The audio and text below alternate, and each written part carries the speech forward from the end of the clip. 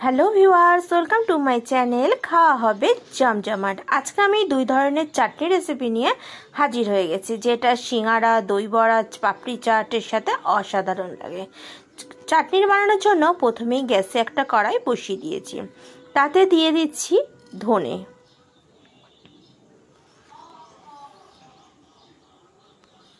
দিয়ে দিলাম মৌরি। ধনে মৌরিটা যে অনুপাতে নেবে তার ডাবল নেব জিরেটা।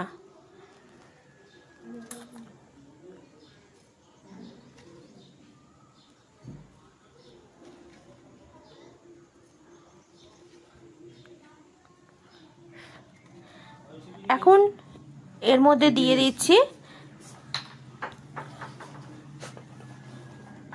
শুকনো লঙ্কা ঝালের জন্য। মশলাটা এখন ভাজা হয়ে গেছে, এটাকে একটু নামিয়ে নিয়ে ঠান্ডা করতে দেবো। আমি একটা মিক্সির বাটি নিয়ে তাতে ঢেলে রাখলাম। একটু ঠান্ডা হলে তারপর এটাকে গুঁড়ো করে নেব। একটা বাটির মধ্যে নিয়ে তাতে আমি দেখো তেঁতুল ভিজিয়ে রেখে দিয়েছি 50 গ্রাম মতন। তেঁতুলটাকে একটু ভিজিয়ে রেখেছিলাম 10 মিনিট। তারপর ভালো করে হাত দিয়ে এটাকে আমি নরম করে নিচ্ছি, তেঁতুলের গায়ের যে কাঠটাকে বার করে নিচ্ছি। এরকম ভাবে হাত দিয়ে এটাকে কাঠটাকে বার করে নিতে হবে, তাহলে তেঁতুল থেকে কাঠটা বার হলে অনেকটা রস বেরিয়ে আসবে।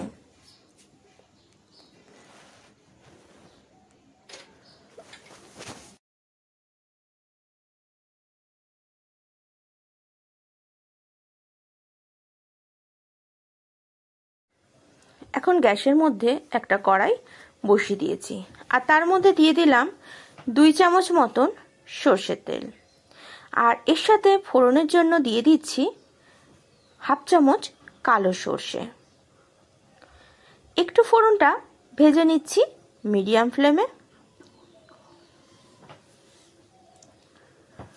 ফোড়নটা থেকে সুন্দর একটা গন্ধ আসার পরে এর মধ্যে অ্যাড করে দিচ্ছি হিংটা দিলে একটা সুন্দর ফ্লেভার আসে, আর স্বাদটাও হয় খুবই সুন্দর। তবে তোমরা যদি মনে করো এটা স্কিপ করেও যেতেও পারো।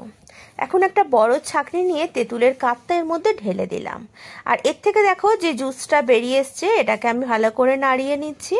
আর ছাঁকনির উপরে যে তেঁতুলের অবশিষ্ট অংশটা আছে, এটাকেও আবার জলের মধ্যে ভিজিয়ে আমি এর থেকে আর যেটুকু কাঠ আছে সেটাকে বার করে নেব।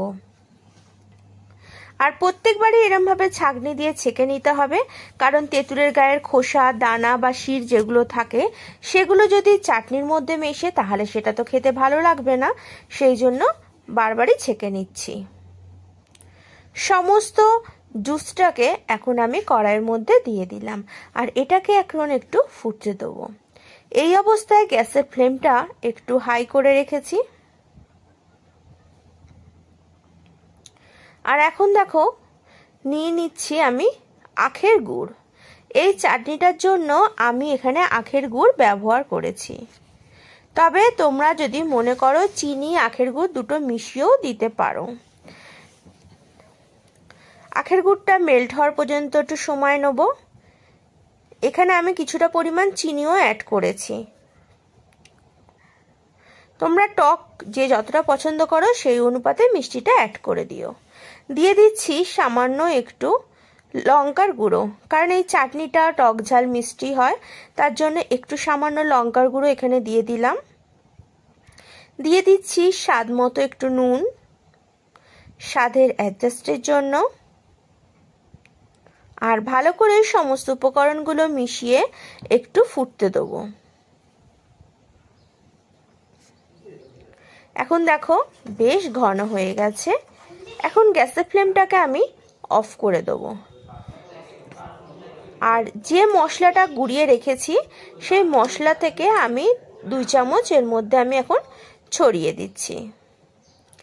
রেডি হয়ে গেল আমার আজকের পাপড়ি চাট, দই বড়া বা সিঙ্গারা, ফুচকার সাথে খাওয়ার মতন টক ঝাল মিষ্টি তেঁতুলের চাটনি। এখন একটা বোলের মধ্যে আমি এটাকে নামিয়ে নিচ্ছি। যদি আজকের রেসিপিটা ভালো লেগে থাকে আর আমার চ্যানেলে তুমি যদি নতুন বন্ধু হও, অবশ্যই চ্যানেলটিকে সাবস্ক্রাইব করে পাশে থাকা বেল আইকনটিতে ক্লিক করো। যখন যে রেসিপি আপলোড করব তার ইনস্ট্যান্ট নোটিফিকেশান তোমার কাছে পৌঁছে যাবে। তো বন্ধুরা, তোমরা এইভাবে বাড়িতে ট্রাই করে দেখতে পারো। আশা করি তোমাদের ভালো লাগবে টক ঝাল মিষ্টি তেঁতুলের এই চাটনি। এখন আমি দই ফুচকা বা পাপড়ি চাটের সাথে খাওয়ার যে গ্রিন চাটনিটা হয় সেটা বানিয়ে দেখাচ্ছি। তার জন্য আমি নিয়ে নিয়েছি একটা মিক্সির বাটি, আর তাতে আমি ধনেপাতা নিয়ে নিয়েছি। ভালো করে ধুয়ে পরিষ্কার করে ধনেপাতা নিয়ে দিয়ে দিলাম মিক্সির বাটির মধ্যে।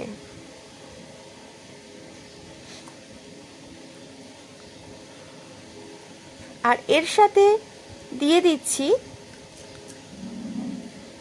রসুন 3 কুয়ো মতো, আর দিচ্ছি আদা 1 ইঞ্চি গোল গোল করে কেটে নিয়েছি, আর দিচ্ছি 2টো কাঁচা লঙ্কা, আর দিচ্ছি 1 চামচ মতন গোটা জিরে। জিরে আমাদের হজম করতে খুবই সাহায্য করে, আর এই গোটা জিরে দিলে এটার স্বাদটাও হয় খুবই সুন্দর। আর সামান্য একটু জল দিয়ে এখন একটা স্মুথ পেস্ট বানিয়ে নিচ্ছি। দেখো, পেস্ট বানানো রেডি হয়ে গেল। আমার গ্রিন চাটনিও কমপ্লিট হয়ে গেল।